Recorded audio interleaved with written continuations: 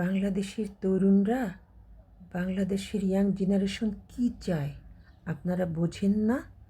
তারা জরাজীর্ণ পুরানো ঘুণে ধরা নিয়মকানুন চায় না।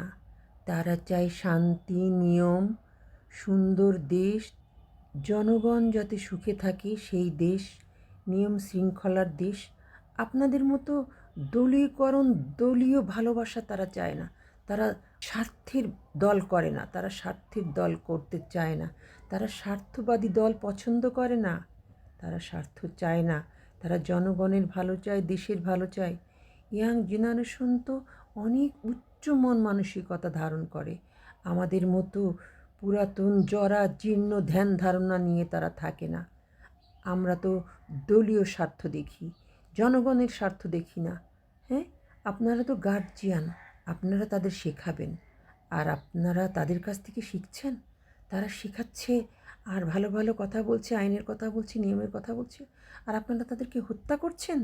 আপনারা তো গার্জিয়ান, বাবার বয়সী। লজ্জা করে না আপনাদের? লজ্জা করে না? লজ্জা কবে হবে?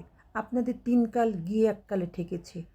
পুরাতন ধ্যান ধারণা, জরাজীর্ণ ধ্যান ধারণা নিয়ে বসে আছেন। ইয়াং জেনারেশন তো অনেক বুদ্ধি, এদের অনেক জ্ঞান, এরা সব দিকে পারদর্শী। আপনাদের মতো জরাজীর্ণ ধ্যান ধারণা নিয়ে এরা থাকবে কেন? তারা তো সত্য বোঝে, সত্য চায়, আইন চায়, নিয়ম চায়, দেশের মানুষের ভালো চায়, জনগণের ভালো চায়। ধিক্কার আপনাদের চিন্তা ভাবনার।